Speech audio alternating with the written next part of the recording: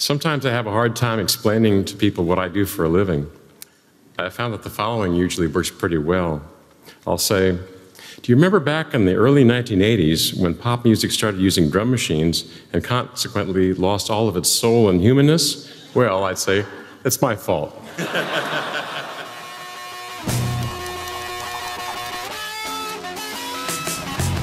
I was born in 1955, and in the 60s, music was a way that people communicated with each other. Because there was no internet, there weren't many different ways that young people could learn about things. And it was a revolution. There were new sounds in music with electronics and such. So, and this made me gravitate towards music. My dad was a professor of music theory and composition at the University of Southern California. And my mother was musical also. She sang opera, so music was a big part of our lives. I started playing guitar when I was about 8, and my dad was more interested in having me study classical guitar. But eventually I shifted over to more rock and popular music, and I think the same thing can be said for my interest in guitar. I like the marriage of electronics along with the instrument. And so from early on, I really liked the sound of the electric guitar. I loved twangy Beatles records and sound effects pedals that came onto the scene sometime in the early 70s, the fuzz tone and the wah-wah pedal, all those sorts of things. And they were magical, the way you could transform the sound. And so I would take these things apart and basically do the equivalent of what people currently call circuit bending.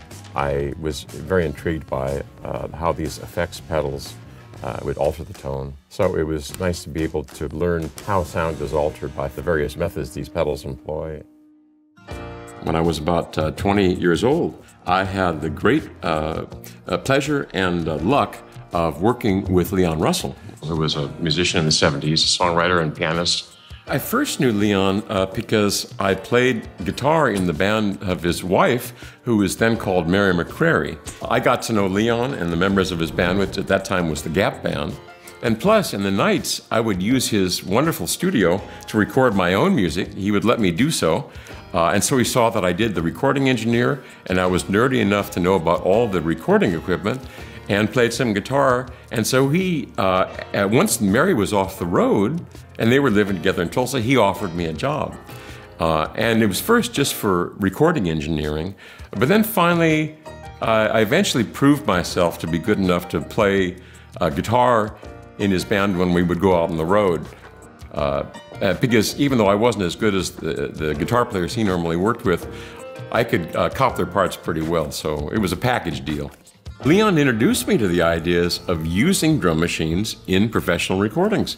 You have to understand that at that time, all that existed were poor quality drum machines, and they were pretty much associated with cheap music.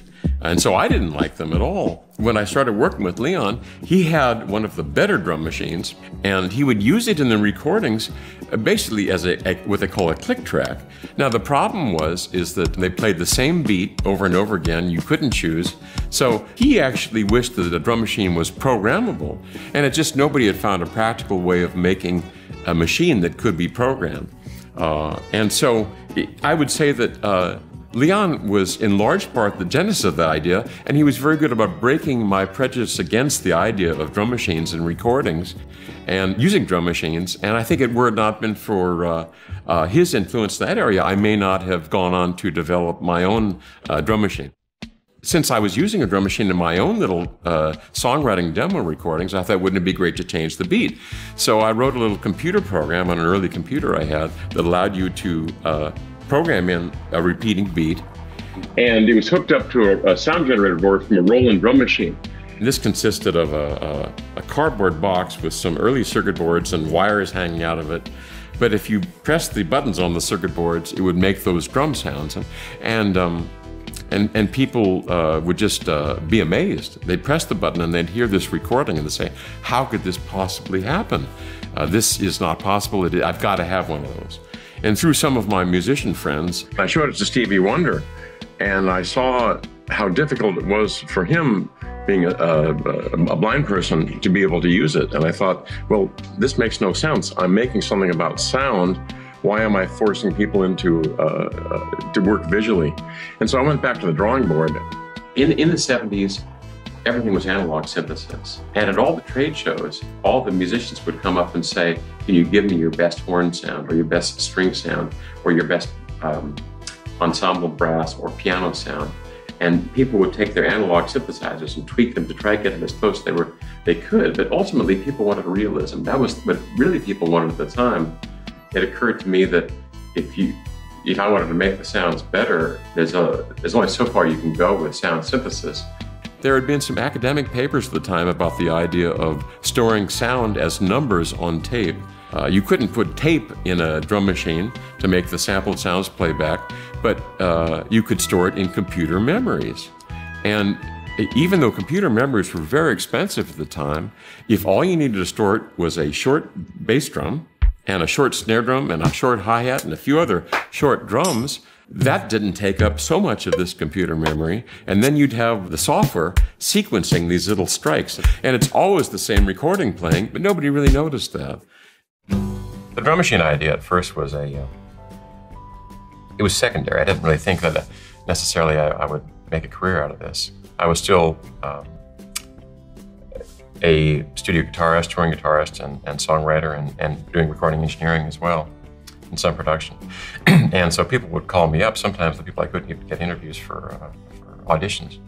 And I'd say, oh yeah, you're calling me up about guitar. I said, no, we heard you had this drum machine that you made. And I said, but that's not what I do. I said, oh, that's fine, sure, yeah, I understand, but can I see this drum machine?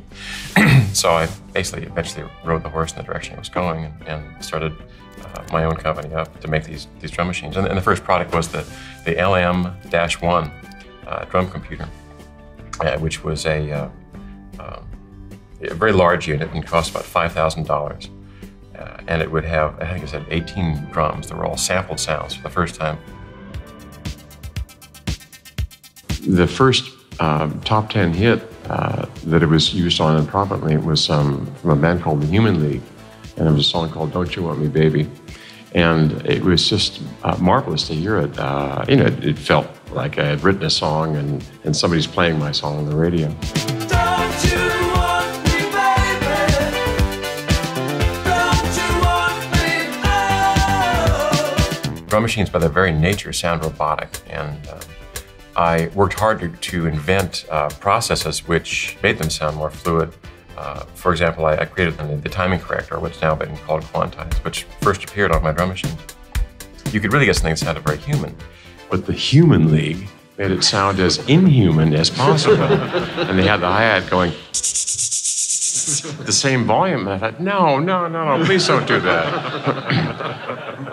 What I was surprised by was the desire by many musicians to make it actually a feature that I've got a robot drummer.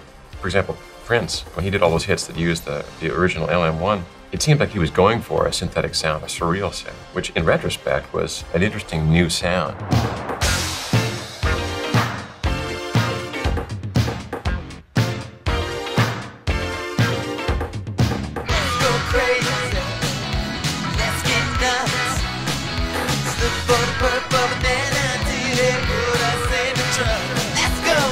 Prince was effectively my marketing department for my company. I think he was able to take things and see value in them that other people didn't see. And that reflected in more popularity of the LM-1 drum computer and then the drum machines that followed.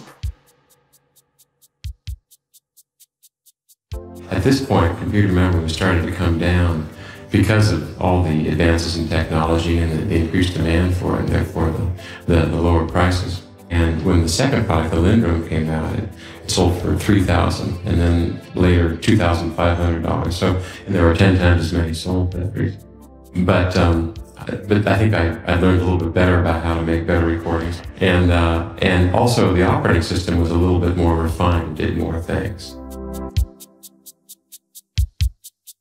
If you're lost, you can look and you will find me. Time after time. Eyes without a face, got no human grace. Take on me, take on me.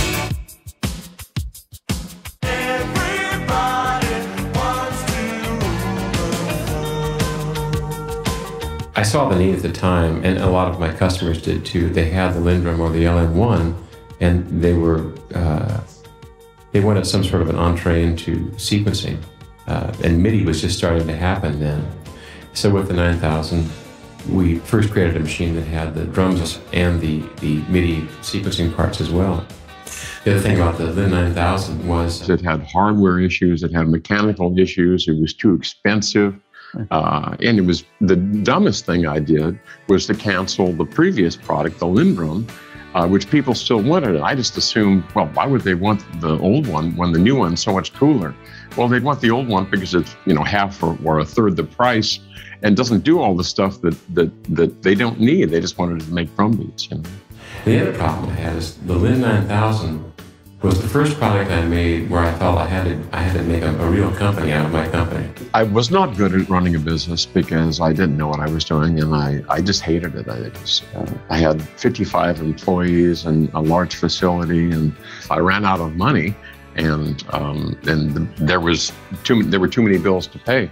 And so in 1986, Linn Electronics just shut its doors.